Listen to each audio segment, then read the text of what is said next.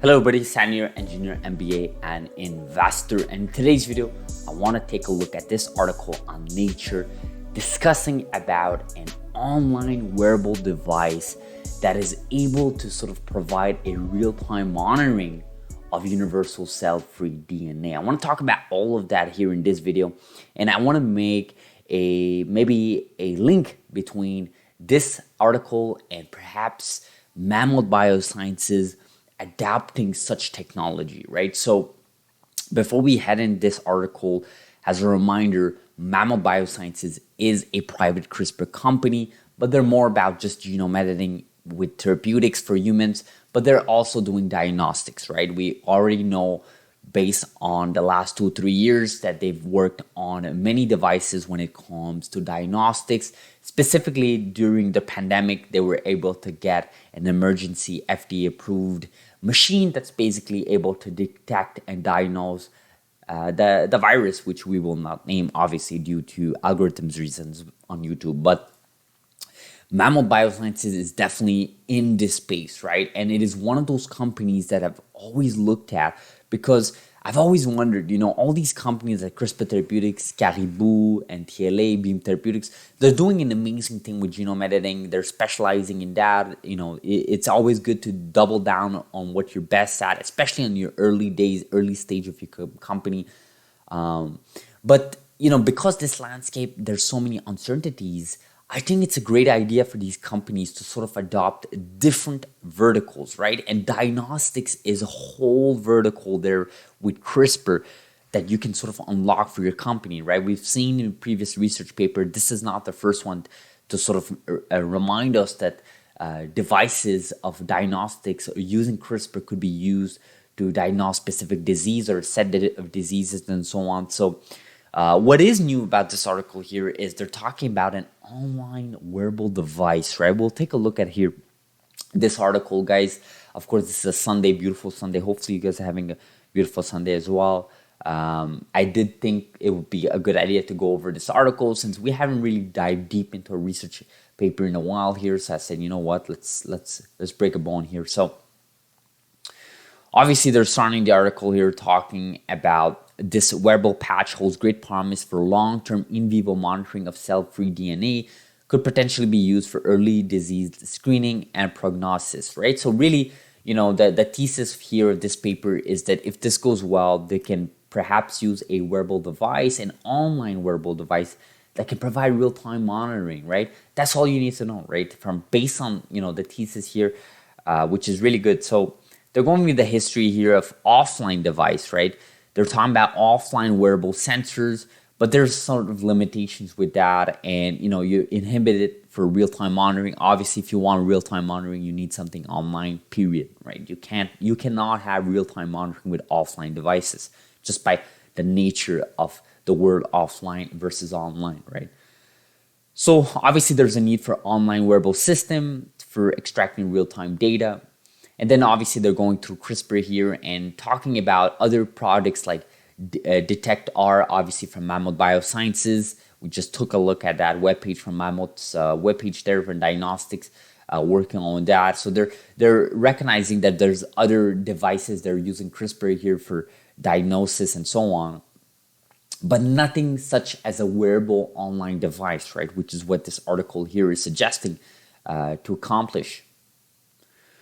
So what they're doing here is they're using graphene biointerfaces, CRISPR-based wearable system employed for real-time monitoring of Epstein-Barr virus, sepsis, and kidney transplantation cell-free DNA, cfDNA, right?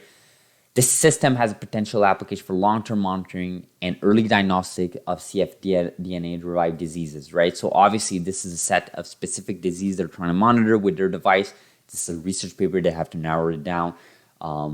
But what's amazing here, and now they sort of describe here, and I will link this paper here in the description there. I highly advise you guys to look at it, is they start putting these images that I love, right? I love images, especially when we talk about research paper like these, because you can sort of physically see where this is going to go on the primate, right? You can see here they're putting this on their back, or at least that's the idea. They capture real-time monitoring of cfDNA in vivo, right? It is in vivo because you just put in the body, and then everything, the chemistry happens, and they extract data, they send it back to their software system where they can graph the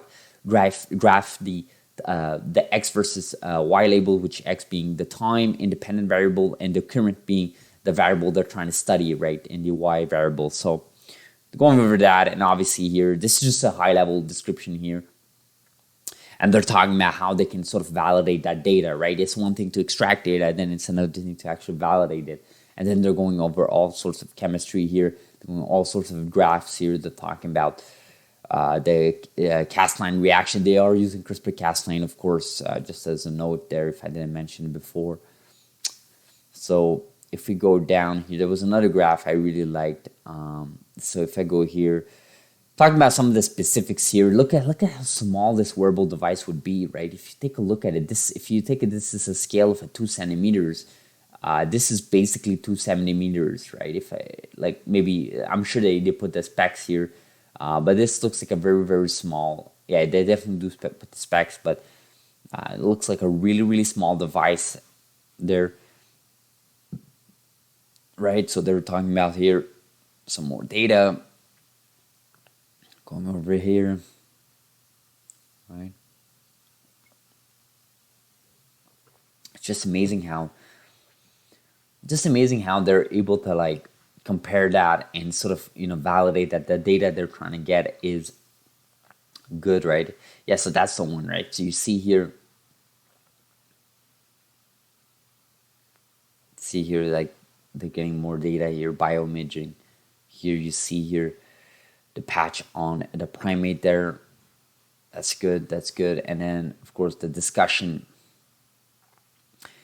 And if we read this out, in summary, based on that synergetic effect of CRISPR-Cas9 and graphene biointerfaces, this study proposed an online wearable conductive amends is that perform highly effective extraction and real-time monitoring of cfDNA.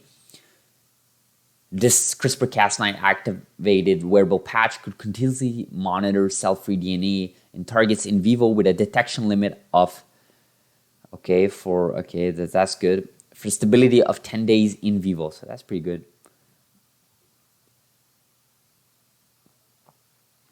What are the limitations? I'm trying to see if they stated the limitation here. This wearable device could overcome the black box status of disease administration, of capture and real-time feedback. I think that's the key, right? Real-time feedback. That's pretty powerful. It's such device, right? Oh, two major challenges. Due to instability, the interface between the device and active sensitive film fluctuates. Okay. In addition, Wang pointed out that the detection accuracy of wearables could be affected by the interface effect during continuous operation. Wearables are often exposed to harsh conditions that affect bioactivity. So that's a good point, right? That wearables, you know, you have all these particles there that could be affected, movement, speed, you know, you get friction there that could affect it. It could affect your accuracy of your data, but that's part of the game, right? That's why, you know, I don't think offline wearable systems are completely off the table if you can have something online there, right? Both can coexist, right? Both can have a win-win situation. Just depends which application, right? I've seen this this reminds me a lot in the software world. I'm making a whole different tangent here, but bear with me here. In the software world, not everything has to be online, right? There are certain applications, actually there are many applications where having it offline makes a lot more sense. Due to security, due to the specific application, or just the nature of their needs and requirements of the customer or the set of needs, right? Same thing here, right? Not everything has to be online. Not everything has to be real time. Not everything has to be a wearable patch. So I see that the purpose of stating that a limitation. But this is very, very interesting as a research paper because it sort of enables you to think, you know, how far CRISPR-Cas9 in this case can go when it comes to online wearable system, what it could do, the potential of it. This research paper, like I mentioned, was published just recently. If we go back up, this was published literally like yesterday, right? Literally June 9th of 2022, right? So this was published yesterday. And I bet you companies like Bamod Biosciences are going to be looking at this and they're going to be all over this research paper. It is on Nature, so this is well prestigious paper. It's just ironic that nature just completely destroyed CRISPR-Cas9 3 weeks ago, stating how dangerous it was, and now you have a CRISPR-Cas9 here, being used for something that's amazing. Obviously, that paper was for genome editing and not for diagnostics, but I digress. So hopefully you guys appreciate this video. I wanted to make this video, like I mentioned, to cover this research article, but also get our brains juicing as to what potential we have in the diagnostic place. There was this podcast episode right now that I have yet to finish between Dave Lee and ARK Invest analysts. They're talking about the importance of sequencing and so on. So obviously a different topic here, but I will make a video on that sometime this week about that podcast episode. That was like 2 hours long, that episode. So lots of data from genomics here from ARK Invest. So hopefully you guys have a beautiful, beautiful end of weekend here. It is Sunday here in Toronto. Hopefully you guys having a beautiful Sunday, as sunny day as well as I am. Thank you so much for watching. Like this video if you found value, subscribe if you're not, and I'll see you guys in the next video. Thank you.